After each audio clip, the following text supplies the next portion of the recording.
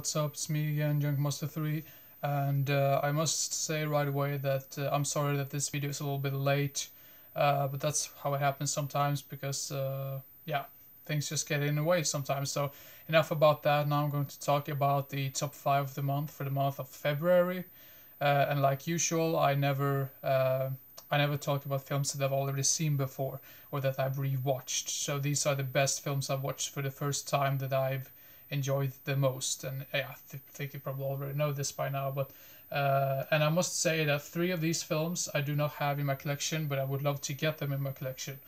And also it's a little bit interesting because there's 2 films on this list directed by the same director, so that's going to be interesting to talk about. So yeah. First up, at number 5, we have the Swan Lake, which is it's a very well-known like story, you could say, but this is like the anime version from 1981. And I think the reason why I liked this so much was because, I mean, I did watch this not with the Japanese language. I actually did watch this with the Swedish dub, and the guy who provides the voice for the main bad guy in this story, he was very well known back in the 70s, 80s to like provide his voice for all of these like animated films. So it was really fun to see him in this role because I really recognized his voice really well, and I think he did a great job in this. So if I would have watched this with Japanese language, I might not have liked it as much as I did. So yeah, The Swan Lake from 1981 at number 5.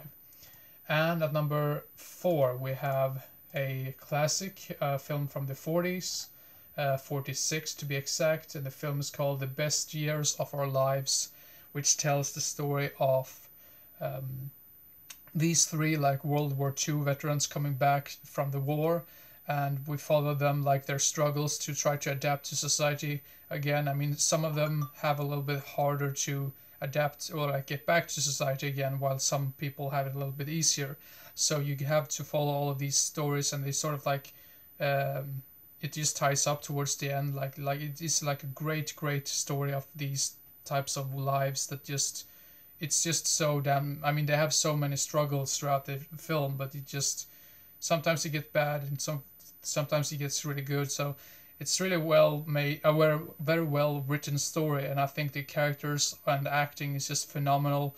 I really enjoyed this film, and I would love to get this on DVD. Unfortunately, I was unable to pick it up on DVD because just when I was about to pick it up, I realized it was out of print. So yeah, a little bit irritating. So I really need to get a hold of this film because I really loved it. So yeah, The Best Years of Our Lives. I gave this a 9 out of 10, by the way.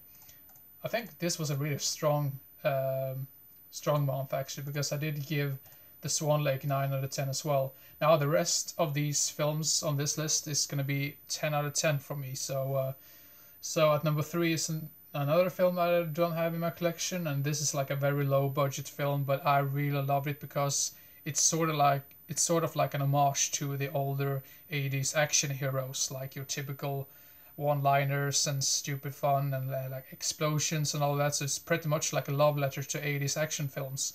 And the film is called Commando Ninja from 2018. And if you would like to see this film, this is actually uploaded by the director himself on YouTube. And I think he's making some sort of Kickstarter to make Commando Ninja 2, a sequel to the first one. So that would be awesome if you could actually get to see that eventually. So yeah.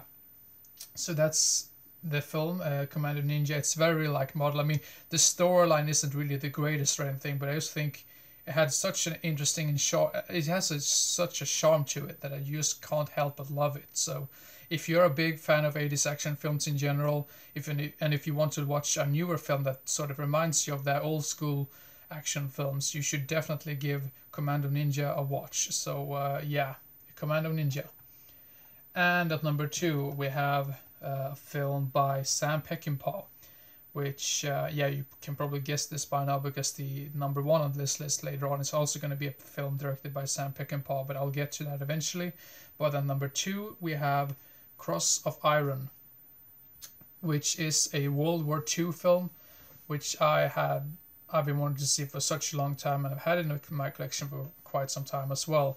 Yeah, this is such a bleak and dark story, and I think it's really interesting to see this from the point of view of some of the Nazis in this film, because it's pretty much like the Nazis fighting um, the like damn, yeah, fighting the other ones. I mean, the French people and the British people and the Russians and all that. So it's really interesting to see that, because most of the time it just feels like it's just from the Americans' point of view. So it was really interesting to see it from the Germans' point of view as well. And this really captures the whole thing with the war, like in a really well made way, because in the end, no one really. War is just so damn pointless, and this movie is just the answer to that. That's the reason why I like this movie so much. It just portrays war as just pointless, and it just doesn't go anywhere. Everyone is a loser in the end, even though the winner writes the history, you could say. So, yeah, but anyway, Cross of Iron. If you haven't seen this one, check this one out if you're a big fan of war films. And I must say that, what's his name? James Coburn, his performance in this is just amazing. So if you're a fan of that actor in general, go check this one out if you haven't seen it. It's one of his best roles I've seen, or like his best performance I've ever seen. So yeah, Cross of Iron, number 2. Now I've been mumbling for almost 7 minutes. So I'm gonna speed up a little bit about number 1. And number 1 is Sam Peckinpah's film, The Wild Bunch. One of the greatest Western films I've ever seen. And I think the reason why is because you follow all of these. I mean, I know this sounds really stupid to say, but it sort of reminds me of Young Guns, about all these like outlaws basically just getting around and just robbing people and try to survive, and they're doing this type of heist and stuff, and some people die in the process, and some of them, I mean, they're really like angry towards each other as well. Even though they are angry from time to time, they still stand by each other, really. So so I think the whole bond of these characters is really interesting, and I think all of the actors in this are amazing, really amazing performances, all of them. But my favorite character in the film is portrayed by Ernest Borgnine. I think his character was the most likable out of them all, to be honest. So yeah, and the ending is just amazing to me. It's just totally crazy. I can only imagine, like back in the day, that must have been very controversial. So yeah, The Wild Bunch. If you love Western films and you haven't seen this one, go check this one out right away. It's a really great film with great performances. And yeah, I don't really know what else to say because I don't want to spoil it too much. So yeah, The Wild Bunch, number 1. So that was the top 5 of the month for the month of February. The next video is probably going to be either it's going to be an update video, or a video about short on video films, because I've already filmed those 2 videos at this point. So I need to upload those videos right after this one.